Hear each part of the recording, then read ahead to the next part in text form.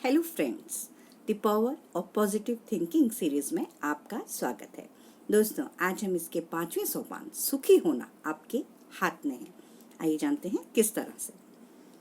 हम में से कई लोग अपने दुख का निर्माण हम खुद करते हैं। हालांकि हमारे सारे दुखों का कारण हम खुद नहीं होते, क्योंकि सामाजिक परिस्थितियां भी हमारे बहुत से दुखों के लिए जिम्मेदार होती हैं। परंतु फिर भी यह सच है कि काफी हद तक हमारे विचार और हमारे रवैये हमें जीवन में सुखी या दुखी बनाते हैं। एक प्रसिद्ध व्यक्ति का कथन है, 5 में से 4 लोग उतने सुखी नहीं हैं जितने कि वे हो सकते हैं।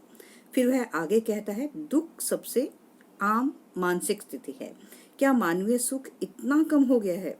यह कहते हुए मुझे झिझक हो रही है, परंतु मैं पाता हूँ कि इतने अधिक लोग दुख भरा जीवन जी रहे हैं कि मैं उसकी गिनती नहीं कर सकता। चूंकि सुखी होना हर इंसान की मूलभूत इच्छा है, इसलिए इस बारे में कुछ किया जाना चाहिए। सुख हासिल किया जा सकता है और इसे हासिल करने की प्रक्रिया भी जटिल नहीं है। हर इंसान जो इसे चाहता है, उसकी इच्छा रखता है और जो सही फार्मूले को सीखता है और इसका प्रयोग करता है, वह सुखी व्यक्ति बन सकता है। एक बार मैं एक रेलवे डाइनिंग कार में एक पति पत्नी के सामने बैठा हुआ था, जो मेरे लिए अजनबी थे। पत्नी महंगे कपड़े और जेवरात पहनी थी और उसके डायमंड का सेट उसकी अमीरी की कहानी कह रहा था, परंतु वह अपने आप से बहुत दुखी लग रही थी। वह बार बार तेज आवाज में शिकायत कर रही थी कि डिब्बे में कितनी गंदगी है, सर्विस खराब है, भोजन बिल्कुल घटिया है। वह हर चीज के बारे में शिकायत कर रही थी और हर चीज के बारे में परेशान दिख रही थी। दूसरी तरफ उसका पति खुश मिजाज और जिंदा दिल इंसान था, जिसने स्पष्ट रूप से यह क्षमता थी कि वह हर चीज में खुशी ढूंढ लेता था।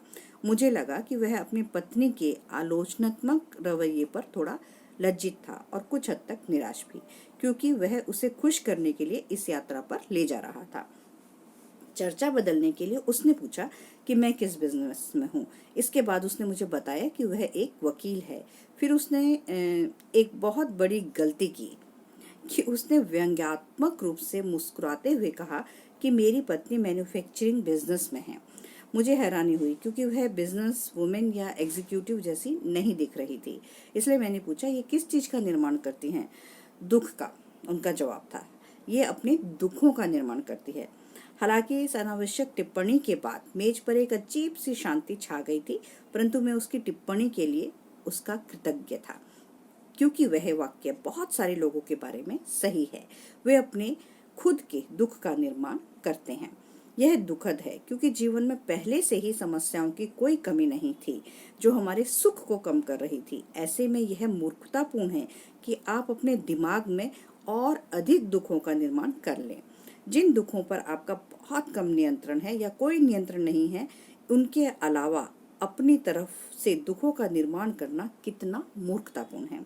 इस बात पर जोर देने के बजाय कि किस तरह लोग अपने दुखों का निर्माण खुद करते हैं, आइए अब हम उस फार्मूले की तरफ बढ़े जिससे हम दुख के निर्माण की प्रक्रिया को ही समाप्त किया जा सके।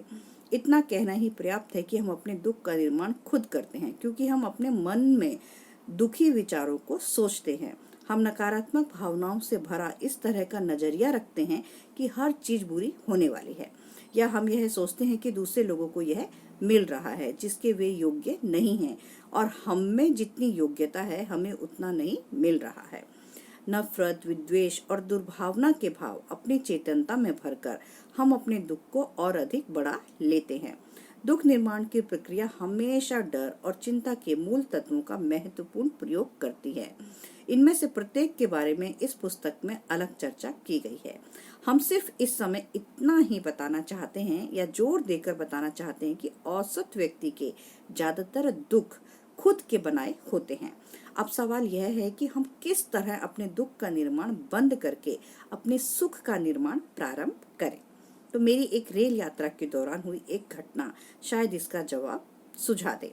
एक पुरानी शैली की पुलमैन कार में हम आधा दर्जन लोग दाढ़ी बना रहे थे। अक्सर भीड़ भरी ट्रेन में रात का सफर करने के बाद लोगों का मूड अच्छा नहीं रहता, इसलिए चर्चा नहीं हो रही थी और सिर्फ हाँ हाँ में बातें हो रही थी। तभी वहां एक व्यक्ति आया जिसके चेहरे पर चौड़ी सी मुस्कान थी। हमने उसने खुशनुमा अंदाज में गुड मॉर्निंग कहा, हालांकि बदले में उसे मरे हुए गुड मॉर्निंग सुनने को मिले। वह दाढ़ी बनाते समय शायद अनजाने में एक खुशनुमा धुन गुनगुना रहा था।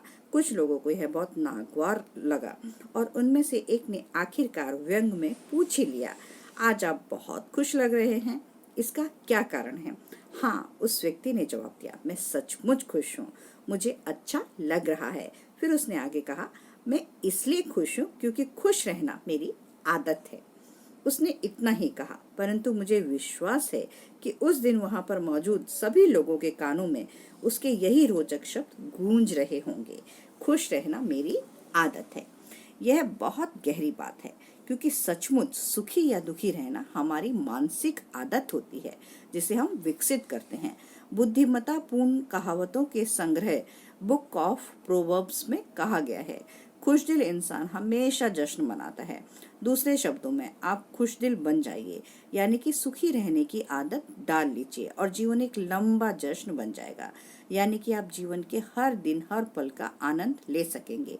सुखी रहने की आदत से ही जीवन सुखी बनता है, और चूंकि हम इस आदत को विकसित कर सकते हैं, इसलिए अपने सुख का निर्माण करने की शक्ति हमारे अपने हाथों में होती है।